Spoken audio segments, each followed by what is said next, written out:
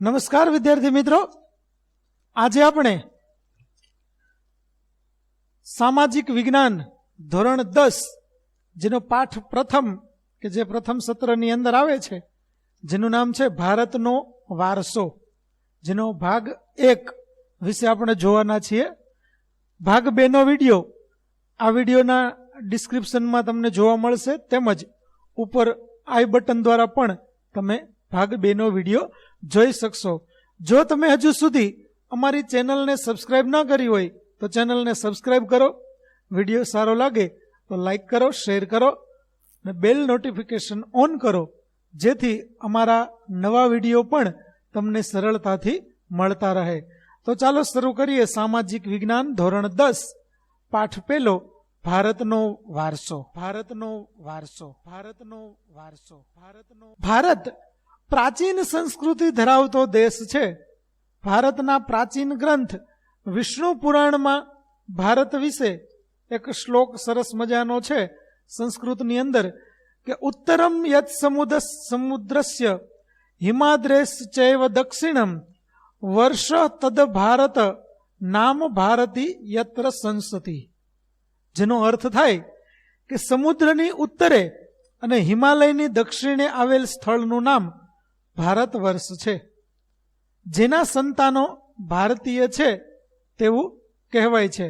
વિદ્યાર્થી મિત્રો, ભારતીય સંસ્કૃતિ એ દુનિયાની સૌથી પ્રાચીનતમ સંસ્કૃતિ માનવામાં આવે છે, કારણ કે વિશ્વની અંદર અત્યાર સુધીમાં જેટલી પણ સંસ્કૃતિઓ થઈ તે બધી જ સંસ્કૃતિઓમાં ભારતીય સંસ્કૃતિ છે તે આદિકાળથી ચાલી આવે છે અને આજે પણ આપણને એ જ સ્વરૂપમાં જોવા મળે છે. તેમાં સુધારા વધારા છે તે ઘણા બધા થયા, સંસ્કૃતિની અંદર ઘણા બધા ફેરફારો થયા, પણ આજે પણ એ જ પ્રકારે આપણને ભારતની અંદર જોવા મળી રહી છે. ભારતમાં શુભ કાર્યના પ્રારંભે લેવાતા સંકલ્પોમાં ભારત વર્ષ, ભરતખંડ, જંબુદ્વીપ, આર્યાવર્ત વગેરે શબ્દોનો ઉપયોગ થાય છે. એટલે કે આપણે જ્યારે લગ્ન પ્રસંગ હોય, કોઈ હવન હોય કે એવી કોઈ ધાર્મિક વિધિઓ જ્યારે કરતા હોઈએ, સારા પ્રસંગોએ જ્યારે ધાર્મિક વિધિઓ કરીએ ત્યારે શ્લોકની અંદર આ ભારત વર્ષ અથવા તો ભરતખંડ અથવા તો જંબુદ્વીપ કે આર્યાવર્ત જેવા શબ્દનો ઉપયોગ છે તે કરવામાં આવે છે. તમે પણ આવો શબ્દ પ્રયોગ છે તે સાંભળ્યો હશે. પૂર્વ, પશ્ચિમ, દક્ષિણ 3 દિશાઓમાં સમુદ્ર અને ઉત્તર દિશામાં હિમાલયની ગિરિમાળા એવી કુદરતી સીમા ધરાવતો આપણો દેશ છે. તમે જાણો છો કે આપણે ભારતને ઘણો બધો લાંબો દરિયા કિનારો, લગભગ 6500 કિલોમીટર જેટલો દરિયા કિનારો છે તે પ્રાપ્ત થયો છે. એટલે પૂર્વ, પશ્ચિમ અને દક્ષિણ આ 3 દિશાઓ છે ત્યાં આપણી દરિયાઈ સીમા આવેલી છે, જ્યારે ઉત્તર દિશાની અંદર હિમાલય છે તે આપણું રક્ષણ કરી રહ્યો છે. આપણા દેશની સમૃદ્ધિથી આકર્ષાઈને અનેક વિદેશી પ્રજાઓ વ્યાપાર કરવા આવી, સ્થાયી થઈ અને ભારતીય સંસ્કૃતિના મહાનદમાં ભળી ગઈ. વિદ્યાર્થી મિત્રો, અગાઉના ધોરણોમાં તમે આ વાત શીખી ગયા છો કે કેવી રીતે ભારતીય સમૃદ્ધિ જોઈ અને વિદેશી પ્રજાઓ છે તે ભારતની અંદર આવે છે. કેટલીક પ્રજા છે તે સ્થાયી પણ થાય છે અને શાસન પણ કરે છે, કેટલીક મુશ્કેલીઓ પણ તેમણે ઊભી કરી, પણ છતાં ભારતીય સંસ્કૃતિનો તેઓ નાશ ન કરી શક્યા અને ભારતીય સંસ્કૃતિની અંદર ભળી જઈ અને આગળ ચાલતા રહ્યા. આવી રીતે આદાન પ્રદાનની પરસ્પર પ્રક્રિયા દ્વારા દેશમાં અનેક પરિવર્તનો જોવા મળ્યા છે અને એ રીતે એક પેઢીમાંથી બીજી પેઢીમાં આપણા વારસાનું હસ્તાંતરણ થયું અને તેનો સાતત્યપૂર્ણ વિકાસ થયો. એટલે કે જુદી જુદી પ્રજાઓ આવી, જુદા જુદા વિદેશી લોકો આવ્યા, તેમની સંસ્કૃતિ છે તેમનો પણ આપણે સ્વીકાર કર્યો અને આપણો જે વારસો હતો તે તો આપણે જાળવી જ રાખ્યો. સાથે સાથે કેટલીક સુધારાત્મક જે બાબતો હતી તેવી બાબતોની અંદર આપણે સુધારો પણ કર્યો અને આવી રીતે સતત આપણી સંસ્કૃતિનો વિકાસ છે તે થતો રહ્યો અને વારસાનું હસ્તાંતરણ એક પેઢીથી બીજી પેઢીમાં આવી રીતે પેઢી દર પેઢી સતત ચાલતો રહ્યો છે. અને આજે આપણને જે વારસો જોવા મળે છે તે આપણા પૂર્વજોએ બનાવેલો છે. ભારતનું સ્થાન અને વિસ્તાર. વર્તમાન ભારતના સ્થાન, કદ અને વિસ્તાર વિશે આપણે ધોરણ 9માં અભ્યાસ કરી ગયા છીએ. વિદ્યાર્થી મિત્રો, ધોરણ 9ની અંદર તમે ભારત એશિયા ખંડની અંદર આવેલો છે, તેનો વિસ્તાર ક્યાં છે, અક્ષાંશ અને રેખાંશ કેટલો છે, તેનું ક્ષેત્રફળ કેટલું છે, આ બધી વિગતો વિશે વિગતવાર અભ્યાસ આપણે કરી ગયા છીએ. તેથી અહીં ફરીથી તેની ચર્ચા નથી કરતા. પ્રાચીન સમયનું ભારત ઘણું વિશાળ હતું અને હાલમાં પણ ભારત વિસ્તારની દ્રષ્ટિએ વિશ્વમાં 7મા ક્રમે અને જનસંખ્યાની દ્રષ્ટિએ બીજું સ્થાન ધરાવે છે. એટલે કે જૂના સમયની અંદર ભારત છે તે ઘણું બધું વિશાળ છે, તમે જાણતા હશો. તેમાંથી ઘણા બધા દેશો છે તે અલગ થયા. બાંગ્લાદેશ છે, પાકિસ્તાન છે, અફઘાનિસ્તાન છે. શરૂઆતમાં આ બધા દેશો છે તે ભારતનો જ એક ભાગ હતા, જે સમય જતા ભારતમાંથી અલગ થયા. તેમ છતાં પણ આજે વિસ્તારની દ્રષ્ટિએ વિશ્વમાં ભારત છે તે 7મા ક્રમે અને વસ્તીની દ્રષ્ટિએ આપણો બીજો નંબર છે, જ્યારે પહેલા નંબર ઉપર ચીન આવે છે. હવે જોઈએ આપણો વૈવિધ્ય સભર વારસો. ભારત ભૂમિએ આપણને અને વિશ્વને સમૃદ્ધ અને વૈવિધ્ય સભર વારસો આપ્યો છે. એટલે કે આપણો વારસો છે તે વિવિધતાપૂર્ણ છે. દરેક બાબતોની અંદર આપણને વિવિધતા જોવા મળે છે, કારણ કે ભારતીય સંસ્કૃતિ એ જ વિવિધતાનું પ્રતીક છે. ભારત દેશના લોકો પણ વિવિધતામાં માનનારા છે.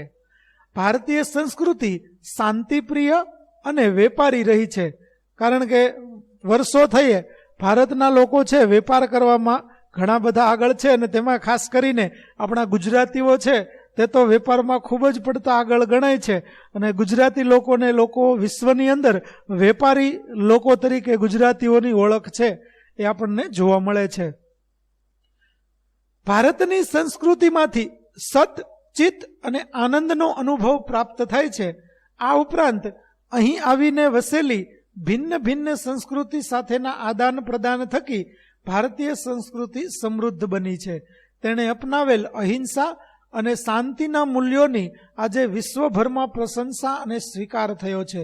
કારણ કે ભારતીય સંસ્કૃતિ છે તેણે અન્ય દેશોની સંસ્કૃતિઓનો પણ થોડા ઘણા અંશે સ્વીકાર કરી અને આ સંસ્કૃતિઓ છે તેને પોતાના સંસ્કૃતિની અંદર સમાવી લીધી. તેની જે સારી બાબતો હતી તેનો પણ આપણા સંસ્કૃતિની અંદર સમન્વય થયેલો જોવા મળે છે.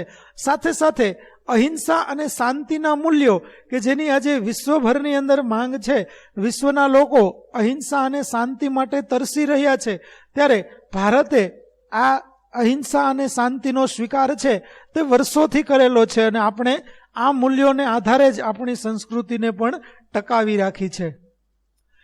સિંધુ ખીણની સંસ્કૃતિના લોકોથી શરૂ કરી અને આજ દિન સુધીના લોકોએ ભારતને પોતાની આવડત, બુદ્ધિ, શક્તિ અને કલા કૌશલ્ય દ્વારા સમૃદ્ધ બનાવ્યું છે.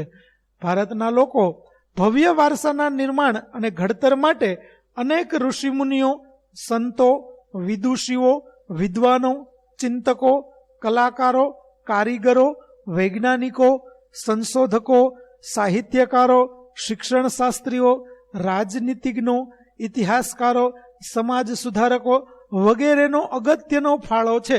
એટલે કે આપણી સંસ્કૃતિ આટલી ભવ્ય અને આટલી બધી મહત્વ ધરાવતી સંસ્કૃતિ જો બની હોય તો તેની પાછળ ઘણા બધા લોકોનું યોગદાન રહેલું છે. અહીં આપણે જેમની વાત કરી તે બધા જ લોકોએ આપણા સંસ્કૃતિને ટકાવવા માટે, સંસ્કૃતિને આદર્શ બનાવવા માટે, વધુને વધુ સારી સંસ્કૃતિ બને તેના માટે ઘણા બધા પ્રયત્નો કરેલા છે અને તે બધા જ લોકોએ પોતાના યોગદાન દ્વારા ભારતના વારસાને ભવ્ય બનાવ્યો અને ભારતની સંસ્કૃતિનું સારી રીતે ઘડતર કર્યું છે. તેમના ધર્મ, શાસન શૈલી, ભાષા, કલા, ચિત્ર, બોલી, પહેરવેશ અને રીત રિવાજો વગેરે પણ ભારતને મળ્યા. આ રીતે ભારતમાં ભાતીગળ સંસ્કૃતિનું નિર્માણ થયું. કેમ કે દરેક જગ્યાએ ભારતની અંદર અલગ અલગ પ્રકારની સંસ્કૃતિઓ, અલગ અલગ રીત રિવાજો, અલગ અલગ બોલીઓ, અલગ અલગ ભાષાઓ, આ બધું જ આપણને જોવા મળે છે. ભારતની અંદર તમે જે રાજ્યની અંદર જાઓ તો દરેક રાજ્યની સંસ્કૃતિ છે તે આપણને જુદી જોવા મળે છે. તેનો પહેરવેશ છે તે જુદો જોવા મળે છે, તેના રીત રિવાજો જુદા છે. આવી રીતે ભારતીય સંસ્કૃતિ છે તે ભાતીગળ સંસ્કૃતિ બની ગઈ છે. હવે જોઈએ સંસ્કૃતિનો અર્થ. સંસ્કૃતિ એટલે શું? તો સંસ્કૃતિ એટલે જીવન જીવવાની રીત. દેશ કે સમાજમાં કાળક્રમે બદલાતા સંજોગો અનુસાર જનજીવનમાં આવતા પરિવર્તનો, સુધારા, સામાજિક નીતિ રીતિ ઇત્યાદિ વડે ભિન્ન ભિન્ન સમાજોની સંસ્કૃતિ બને છે. સંસ્કૃતિ એટલે માનવ મનનું ખેડાણ અને તેમાં માનવ સમાજની ટેવો, મૂલ્યો, આચાર વિચાર, ધાર્મિક પરંપરાઓ, રહેણી કરણી અને જીવનને ઉચ્ચતમ ધ્યેય સુધી લઈ જતા આદર્શોનો સરવાળો એમ પણ કહી શકાય.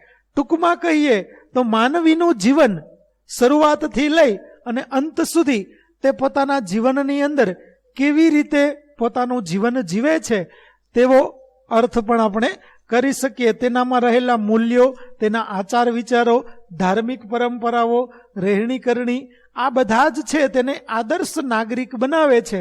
અને આ આદર્શ નાગરિક છે તે બનાવવા અને આવા આદર્શોનો સ્વીકાર કરવો તેનો જ નામ છે સંસ્કૃતિ. એટલે કે સંસ્કૃતિ છે તે લાંબા સમયે આપણને એમાં ઘણા બધા સુધારા વધારાઓ જોવા મળે છે, પરિવર્તનો થાય છે, સામાજિક નીતિની અંદર પણ ફેરફારો થાય છે. કારણ કે કેટલીક બાબતો છે તે જીવન જીવવામાં ઉપયોગી હોય, કેટલીક બાબતો છે એ કુરિવાજના સ્વરૂપમાં પણ હતી, જે સમય જતાં લોકોને તેની સમજ ઊભી થઈ અને જે ગેરસમજણ હતી તે દૂર થતાં લોકોએ તેમાં પણ ફેરફારો કરી દીધા છે. આવી રીતે સંસ્કૃતિને ટકાવવા માટે લોકોએ આજીવન પ્રયત્નો કરતા રહ્યા છે. ત્યાર પછી જોઈએ ભારતીય સંસ્કૃતિનો વારસો. વારસો એટલે આપણને આપણા પૂર્વજો તરફથી મળેલી અમૂલ્ય ભેટ. વિદ્યાર્થી મિત્રો, અત્યારના સમયમાં તો આપણે વારસાનો અર્થ એટલો જ સમજીએ છીએ કે માતા પિતા દ્વારા આપણને આપવામાં આવતી સંપત્તિ, જે સંપત્તિને આપણે વારસો ગણીએ છીએ. પછી તેમાં જમીન હોય, મકાન હોય કે 4 વ્હીલર કે 2 વ્હીલર વાહન હોય કે અન્ય કોઈ સંપત્તિ હોય, તો આપણે વારસાનો અર્થ માત્ર આટલો જ કરીએ છીએ. પણ હકીકતમાં વારસો એ ઘણો બધો વિશાળ અર્થ ધરાવે છે. વારસો એટલે પૂર્વજો દ્વારા આપણને મળેલી અમૂલ્ય ભેટ કે જેની અંદર એના રીત રિવાજો, એની પરંપરાઓ, એની માન્યતાઓ, એની સંસ્કૃતિ, એની રહેણી કરણી, એના આચાર વિચાર, તેના મૂલ્યો, ધર્મ, આ બધી જ બાબતો છે તે આપણને વારસામાં મળતી હોય છે. ભારતનો ઇતિહાસ હજારો વર્ષ પુરાણો છે. શાળાકીય અભ્યાસમાં લેવાતી દૈનિક પ્રતિજ્ઞામાં આપણે બોલીએ છીએ કે હું મારા દેશને ચાહું છું અને તેના સમૃદ્ધ અને વૈવિધ્યપૂર્ણ વારસાનો મને ગર્વ છે. તો સમૃદ્ધ તો છે જ આપણો વારસો, પણ સાથે સાથે વૈવિધ્યપૂર્ણ પણ છે, કારણ કે વિવિધતા એ આપણા દેશની તાકાત છે. આ સમૃદ્ધ વારસો એટલે ભારતનું સમગ્ર વિશ્વને પૂર્ણ માનવ જીવનના રહસ્યોનું પ્રદાન એમ કહી શકાય. ભારતના આ વારસાને નીચે દર્શાવેલા 2 વિભાગોમાં વહેંચીને આપણે સમજીએ. પહેલો વિભાગ છે ભારતનો પ્રાકૃતિક વારસો અને બીજો છે ભારતનો સાંસ્કૃતિક વારસો. પ્રાકૃતિક વારસો એટલે જે વારસો આપણને કુદરતે આપેલો છે, જે કુદરતની ભેટ છે, તે વારસો એટલે કુદરતી અથવા તો પ્રાકૃતિક વારસો. જ્યારે સાંસ્કૃતિક વારસો કે જે માનવીએ પોતાના યોગદાન દ્વારા, પોતાની આવડત દ્વારા, પોતાની બુદ્ધિશક્તિ દ્વારા જે સંસ્કૃતિનું ઘડતર કર્યું છે તે આપણો સાંસ્કૃતિક વારસો બને છે. હવે આપણે બંનેનો વિગતવાર અભ્યાસ કરીએ તો સૌપ્રથમ આપણે જોશું ભારતનો પ્રાકૃતિક વારસો. પ્રકૃતિ, પર્યાવરણ અને માનવ જીવનની વચ્ચેના નિકટતમ સંબંધોનું પરિણામ એટલે પ્રાકૃતિક વારસો. પ્રાકૃતિક વારસો એ કુદરતની ભેટ છે. ભારતનો પ્રાકૃતિક વારસો વિશિષ્ટ અને વૈવિધ્યસભર છે, જેની અંદર ઊંચા પર્વતો, નદીઓ, ઝરણા, સાગરો, લાંબા દરિયા કિનારા, વિશાળ અને ફળદ્રુપ મેદાનો, ખીણ પ્રદેશો, રણોનો સમાવેશ થાય છે તથા વૃક્ષો, વનસ્પતિ, જીવજંતુઓ, ઋતુઓ, પશુ પક્ષીઓ, પ્રાણીઓ અને વૈવિધ્યપૂર્ણ ભૂમિ દ્રશ્યો, વિવિધ પ્રકારના ખડકો, ખનિજોનો સમાવેશ થાય છે. તો જુઓ વિદ્યાર્થી મિત્રો, અહીં પ્રાકૃતિક વારસાની અંદર આપણે જે વિગતોનો ઉલ્લેખ કર્યો છે તે દરેક વિગતો છે તે કુદરત દ્વારા બનાવવામાં આવેલી છે. કારણ કે પ્રકૃતિ, પર્યાવરણ અને માનવ જીવન આ દરેકનો નજીકનો સંબંધ એટલે જ પ્રાકૃતિક વારસો. માનવ છે તે પણ આમાં અગત્યનો ભાગ ભજવે છે. કારણ કે આ બધાની સાળ સંભાળ રાખવાનું કામ છે તે માનવ દ્વારા કરવામાં આવવું જોઈએ અને માણસે તે કામ કરવાનું હોય છે. આપણે સૌ પ્રકૃતિના સંતાન છીએ. પ્રકૃતિએ આપણી આહાર, પાણી, શુદ્ધ વાયુ તેમજ નિવાસ જેવી લગભગ બધી જ આવશ્યકતાઓ માટે સુંદર વ્યવસ્થા કરી છે. કારણ કે આપણે સૌ પ્રકૃતિના સંતાન છીએ અને જેવી રીતે માતા બાળકનું ધ્યાન રાખે તેવી રીતે પ્રકૃતિએ પણ આપણું ધ્યાન રાખ્યું છે. આપણને જીવવા માટે જરૂરી હવા, પાણી અને ખોરાક એ બધું જ આપણને પ્રકૃતિ દ્વારા પૂરું પાડવામાં આવી રહ્યું છે. અને આ માટે પ્રકૃતિએ ખૂબ જ સુંદર પ્રકારની વ્યવસ્થા છે તે ગોઠવી રાખેલી છે. પ્રકૃતિ સાથેનો આપણો વ્યવહાર શ્રદ્ધાપૂર્વક હોવાના ઉદાહરણો પંચતંત્રની વાર્તાઓ અને બૌદ્ધ ધર્મની જાતક કથાઓમાં જોવા મળે છે. કારણ કે આપણે વૃક્ષોને બચાવીએ છીએ, નદી નાળાઓને પ્રદૂષિત નથી કરતા, પર્વતોને સારી રીતે રહી શકે તેવા પ્રયત્નો કરીએ છીએ. આવા તો ઘણા બધા પ્રયત્નો છે તે આપણે કરતા હોઈએ છીએ. સાથે સાથે આપણે આવી વાર્તાઓ પણ સાંભળી છે કે જેના દ્વારા વૃક્ષો, પર્વતો, પશુ પક્ષીઓ, વનસ્પતિ, જંગલો આ બધાનું આપણે રક્ષણ કરી શકીએ તેવા મૂલ્યોનો આપણા વિકાસ થાય, મૂલ્યોનો આપણામાં. એ માટે આપણે પંચતંત્રની અને બૌદ્ધ ધર્મની જાતક કથાઓની વાર્તાઓ પણ આવી સાંભળી હશે. આપણા લોકસંગીત અને શાસ્ત્રીય સંગીતમાં પણ ઋતુઓ અને પ્રકૃતિ સાથેનો સંબંધ જોવા મળે છે. આપણા ગીતો, તહેવારો, કવિતાઓ, ચિત્રોમાં પ્રકૃતિ અને ઋતુચક્રનું નિરૂપણ જોવા મળે છે. નિસર્ગોપચાર એટલે કે નેચરોપથી, આયુર્વેદિક, યુનાની જેવી ચિકિત્સા પદ્ધતિ પ્રકૃતિ ઉપર આધારિત છે કે જેની અંદર કુદરતી વાતાવરણની અંદર આયુર્વેદિક દવાઓ દ્વારા સારવાર છે તે કરવામાં આવતી હોય છે. લાંબા ગાળે આ સારવાર છે તે શરીર માટે ઘણી બધી ફાયદાકારક નીવડતી હોય છે. તાત્કાલિક તેનું પરિણામ મળતું નથી, પણ કુદરતી ઉપચાર છે તે ઘણો બધો કારગર સાબિત થઈ રહ્યો છે.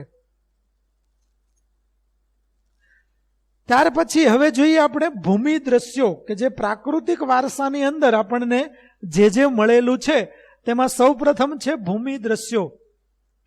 ભૂમિ આકારો દ્વારા અનેક ભૂમિ દ્રશ્યોનું સર્જન જોવા મળે છે. દાખલા તરીકે હિમાલય પર્વત એ ભૂમિ આકાર છે. હિમાલયમાં અનેક પ્રકારની ઉપયોગી વનસ્પતિ, ખનિજો, અવનવા પશુ પંખી અને શિખરો બરફથી છવાયેલા રહે છે. તેનાથી મોટી નદીઓ બારેમાસ ભરપૂર પાણીથી સમૃદ્ધ રહે છે. તરાઈના જંગલો પણ ત્યાં આવેલા છે. હિમાલયમાં અમરનાથ, બદ્રીનાથ, કેદારનાથ જેવા યાત્રાના સ્થળો તેમજ નંદાદેવી જેવા શિખરો પણ આવેલા છે. ભારત માટે હિમાલયનું મહત્વ ઘણું બધું છે. આ ટૂંકમાં ભૂમિ દ્રશ્યો એટલે હિમાલય જેવા ઊંચા પર્વતીય વિસ્તારો દ્વારા જે ખૂબ જ સુંદર પ્રાકૃતિક નજારો આપણને જોવા મળે છે તેની અહીં વાત કરવામાં આવી છે. આ પ્રાકૃતિક નજારાની અંદર અવનવી વનસ્પતિઓ, ઘણી બધી ખનિજો અને ઘણા બધા પશુ પંખીઓ પણ આપણને જોવા મળે છે. સાથે સાથે આ ઊંચા શિખરો છે તે ભારતની મુખ્ય નદીઓના ઉદ્ગમ સ્ત્રોત પણ છે કે જ્યાંથી આ નદીઓ છે તે નીકળે છે. એટલા માટે પણ આ ભૂમિ દ્રશ્યો છે તે ખૂબ જ મહત્વ ધરાવતા છે. ત્યાર પછી જોઈએ નદીઓ. પ્રાચીન કાળથી નદીઓ પ્રાકૃતિક માર્ગ પૂરો પાડતી રહી છે. એટલે કે નદી છે તેનો જળમાર્ગ તરીકે પણ વર્ષોથી આ ઉપયોગ થઈ રહ્યો છે અને પ્રાકૃતિક માર્ગ કે જે કુદરતી રીતે રસ્તો બનેલો છે. જ્યારે કોઈ વ્યક્તિને રસ્તો ન મળે ત્યારે તે નદીના કિનારે જો ચાલીને જાય તો કોઈ પણ જગ્યાએ તે માનવ વસાહત સુધી પહોંચી શકે. એટલા માટે નદીને પ્રાકૃતિક કે કુદરત દ્વારા બનાવવામાં આવેલો રસ્તો કહેવામાં આવે છે. ભારતીય સંસ્કૃતિ સિંધુ અને રાવી નદીના કિનારે પાલન અને પોષણ પામી છે. વિદ્યાર્થી મિત્રો, આ વિશે તમે ભારતીય સંસ્કૃતિના વિકાસની અંદર આ શીખી ગયા છો કે સિંધુ ખીણની સંસ્કૃતિ છે તે મોટા ભાગે સિંધુ નદીની આજુબાજુના વિસ્તારોની અંદર વિકસેલી જોવા મળે છે. સિંધુ, ગંગા, યમુના, સરસ્વતી, નર્મદા, ગોદાવરી, કૃષ્ણા, કાવેરી વગેરે જેવી લગભગ બધી જ નદીઓએ ભારતના લોકજીવન પર પ્રગાઢ અસરો ઉપજાવી છે. વિદ્યાર્થી મિત્રો, આ નદીઓનું ધાર્મિક મહત્વ પણ ઘણું બધું હોવાથી આપણા કેટલાક વિધિના શ્લોકો છે, ધાર્મિક ક્રિયાના શ્લોકોની અંદર પણ આ નદીઓના નામ છે તે લેવામાં આવે છે. તેના ઉપરથી આપણને ખ્યાલ આવે કે આ બધી નદીઓ છે તે કેટલું મહત્વ ધરાવતી હશે. નદીઓ આપણને પીવાનું પાણી, વપરાશનું પાણી, સિંચાઈ, વીજળી, ખેતી, જળમાર્ગ જેવી આપણી મહત્વની જરૂરિયાતો સંતોષવામાં નદીઓનું સ્થાન અગ્રીમ છે. તે ઉપરાંત માટીના વાસણો, મકાનો, લીપણ તથા ઉદ્યોગોના વિકાસ માટે પણ માનવીએ નદીના પાણી ઉપર આધારિત રહેવું પડ્યું છે. વિદ્યાર્થી મિત્રો, જ્યારે આદિમાનવ જંગલોની અંદર વસવાટ કરતો ત્યારે તે પણ આ નદીઓના કિનારે રહેવાનું જ પસંદ કરતો હતો. તેની પાછળનું કારણ પણ આ જ હતું કે પાણી છે તે માનવની જીવન જરૂરિયાત છે. પાણી વગર માણસને ચાલતું નથી અને આ પાણી છે તેની જરૂરિયાત આપણને નદીઓ દ્વારા મોટા ભાગે પૂરી પાડવામાં આવતી હોય છે. આમ નદીઓ એ ભારતીય પ્રજા જીવનને સમૃદ્ધ બનાવ્યું છે. આપણી સંસ્કૃતિમાં પ્રાચીન કાળથી નદી કિનારાના ઉષા અને સંધ્યાના વિવિધ ભૂમિ દ્રશ્યો દ્વારા ભરપૂર સૌંદર્ય, કલાસૂઝ અને કૌશલ્યનો વિકાસ પણ આ પ્રકૃતિના વારસામાંથી મળ્યો છે. તેથી આપણે નદીને લોકમાતાનું બિરુદ આપ્યું છે. એટલે કે ભારતના લોકો છે તે નદીઓને માતા સ્વરૂપ સમજે છે, કારણ કે માનવીની ઘણી બધી જરૂરિયાતો છે તે નદીઓ દ્વારા પૂરી કરવામાં આવે છે. એટલા માટે આપણે નદીઓને લોકમાતા પણ કહીએ છીએ. ત્યાર પછી જોઈએ વનસ્પતિ જીવન. ભારતની પ્રજા આદિ સમયથી પર્યાવરણ પ્રેમી રહી છે, જેની સાક્ષી તેનો વૃક્ષ પ્રેમ, પશુ પ્રેમ અને છોડવાઓ પરત્વેનો આદર સૂચવે છે. કારણ કે ભારતીય સંસ્કૃતિની અંદર વૃક્ષો છે તેની અંદર ભગવાનનો વાસ છે, આવી સમજણ છે તે આપણામાં દ્રઢ થયેલી છે, જેના કારણે આપણે વૃક્ષોનો નાશ બને ત્યાં સુધી કરતા નથી. માણસ, પ્રાણી, પશુ પક્ષીના આહાર માટે વનસ્પતિ ઉપર આપણે આધાર રાખવો પડે છે. આપણે પણ સૌ જાણીએ છીએ કે માણસને ખોરાક છે, પ્રાણીઓને કે પશુ પક્ષીઓને ખોરાક છે તે વનસ્પતિ જ પૂરો પાડે છે. ભારતની અંદર વડ, પીપળો, તુલસી વગેરેની પૂજા ધૂપ દીપ કરવામાં આવે છે. વટ સાવિત્રીના વ્રતમાં વડની પૂજા કરવામાં આવે છે.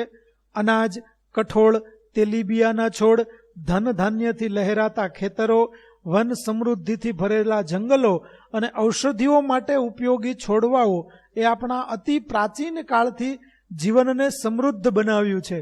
હરડે, આંબળા, બહેડા, કુવારપાઠું, અરડુસી, લીમડો વગેરે ઔષધિઓએ તથા મોગરો, ગુલાબ, કમળ, ડમરો, સૂરજમુખી, ચંપો, નિશાગંધા, જુઈ વગેરે જેવા પુષ્પોએ માનવ જીવનને ખૂબ સુંદર, સુવાસિત, નિરામય અને સમૃદ્ધ બનાવ્યું છે. તો વિદ્યાર્થી મિત્રો, વનસ્પતિ જીવન છે તે આપણને ઘણી બધી રીતે ઉપયોગી છે કે જેની અંદર વનસ્પતિ કેટલુંક લાકડું આપે છે, કેટલાક ઔષધિ તરીકે ઉપયોગી છે, તો કેટલાક છે તે સુગંધ આપી અને આપણને સુગંધિત, સુવાસિત કરી દે છે. આમ વનસ્પતિ છે તે ખૂબ જ મહત્વ ધરાવે છે.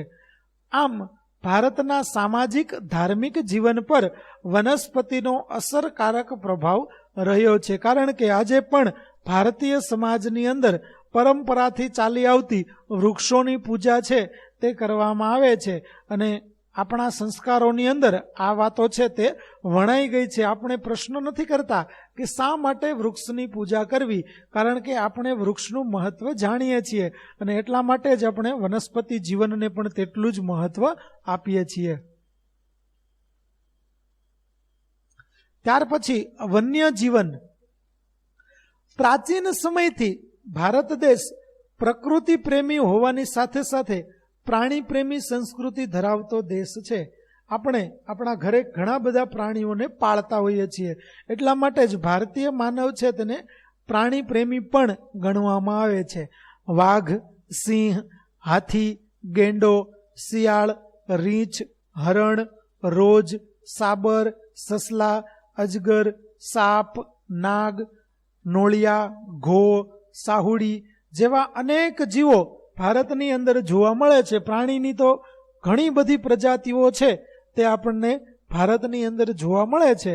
વિશ્વમાં એશિયાઈ સિંહો માત્ર ગુજરાતના ગીરના જંગલોમાં જોવા મળે છે, જે આપણા ગુજરાતીઓ માટે ગૌરવ લેવા જેવી વાત કહી શકાય. અને આ સિંહની ગણતરી કરતા વર્ષે ને વર્ષે સિંહોની સંખ્યામાં પણ વધારો થઈ રહ્યો છે, જે આપણા માટે ગૌરવ લેવા જેવી વાત છે.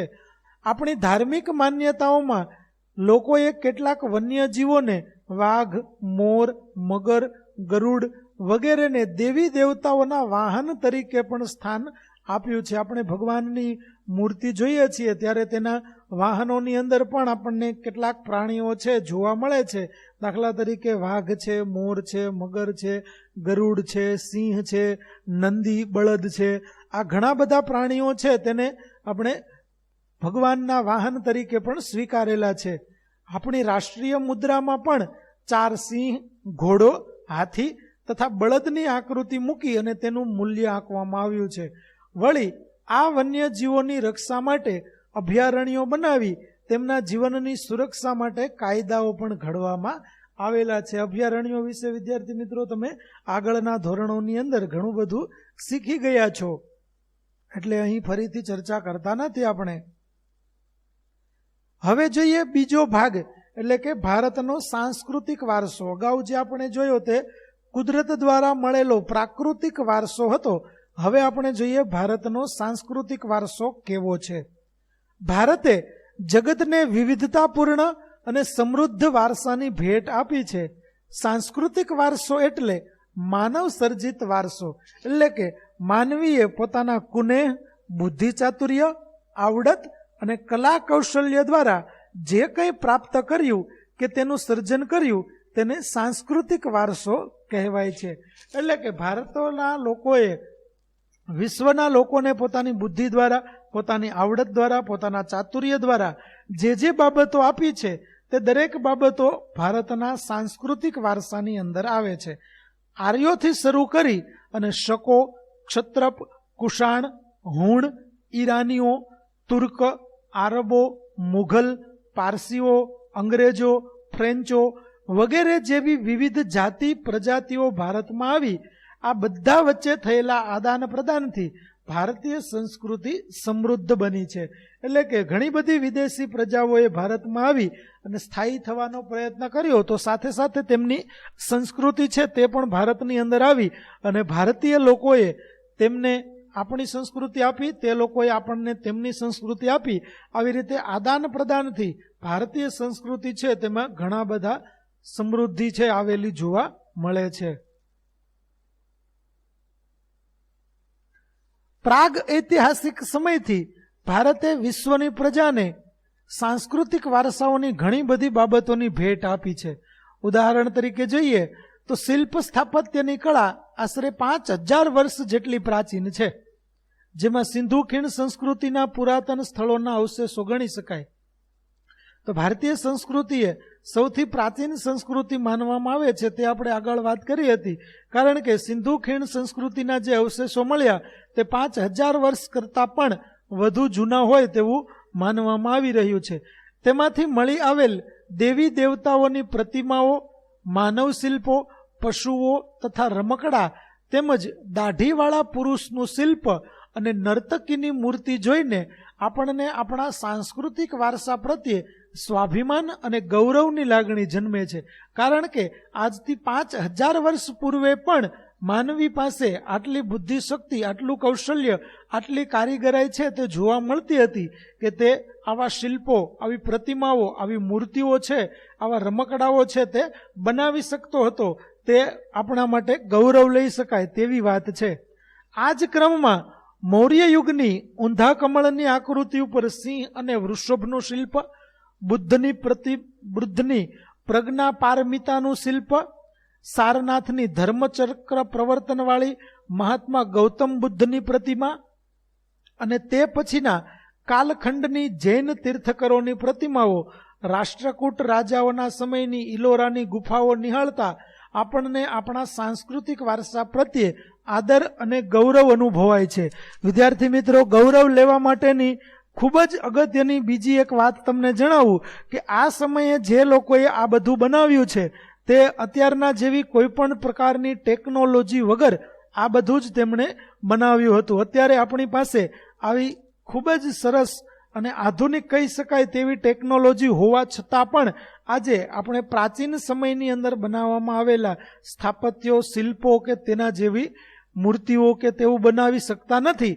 તો એ આપણા માટે ગૌરવ લીધા જેવી વાત છે કે એ સમયના લોકોએ પોતાની આવડત દ્વારા આવું બધું બનાવ્યું હતું. જુઓ, આકૃતિની અંદર આપણને એક દાઢીવાળા પુરુષનું શિલ્પ કે જે સિંધુ ખીણની સંસ્કૃતિમાંથી મળી આવેલું છે તે જોવા મળે છે.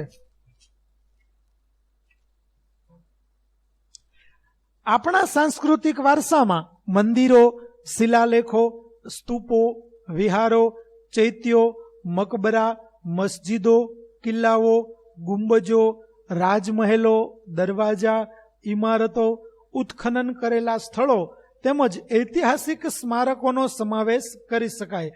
આ બધી જ બાબતો છે તે આપણને ભારતની અંદર અલગ અલગ જગ્યાઓએ જોવા મળે છે. આપણા સ્વાતંત્ર્ય સંગ્રામના ઐતિહાસિક સ્થળો જેવા કે સાબરમતી આશ્રમ, દાંડી, બારડોલી, વર્ધા, શાંતિનિકેતન કલકત્તા, દિલ્હી વગેરે પણ સાંસ્કૃતિક વારસાના તરીકે ઓળખાવી શકાય. ભાષા, લિપિ, અંકો, શૂન્યની શોધ, ગણિત, પંચાંગ, ખગોળ, લોખંડ, સાહિત્ય, ધર્મ, યુદ્ધશાસ્ત્ર, રથ, સમાજશાસ્ત્ર, પ્રાણીશાસ્ત્ર, વનસ્પતિશાસ્ત્ર, વાસ્તુશાસ્ત્ર, ધર્મો, ગણતંત્ર, ન્યાયતંત્ર, વિધિ વિધાન, પર્યાવરણ, સુરક્ષા આદિ ઘણી મહત્વની શોધો પણ ભારતમાં થઈ છે. ટૂંકમાં કહેવું હોય તો આ દરેક બાબતો છે તે આપણા સાંસ્કૃતિક વારસાની અંદર સમાવેશ થઈ શકે તેવી છે. આ બધી જ બાબતો છે તેનાથી ભારતીય લોકો પરિચિત હતા, ભારતીય કારીગરો પરિચિત હતા. તેમણે જ આ બધું છે તે લોકો માટે નિર્માણ કર્યું હતું અને એટલા માટે જ ભારતીય સંસ્કૃતિનો જે સાંસ્કૃતિક વારસો છે તે પણ ખૂબ જ મહત્વ ધરાવતો જોવા મળે છે આપણને. તો વિદ્યાર્થી મિત્રો, આપણો પાઠ પ્રથમ ભારતનો વારસો તેનો ભાગ 1 છે તે અહીં પૂરો થાય છે. ભાગ 2 નો વિડીયો જોવા માટે આ વિડીયોના ડિસ્ક્રિપ્શનમાં તમને તેની લિંક મળશે, તેમજ ઉપર આઈ બટન દ્વારા પણ તમે ભાગ 2 નો વિડીયો જોઈ શકશો. તો ભાગ 2 જોવાનું ભૂલતા નહીં. ત્યાં સુધી વિડીયો જોવા બદલ આપનો આભાર.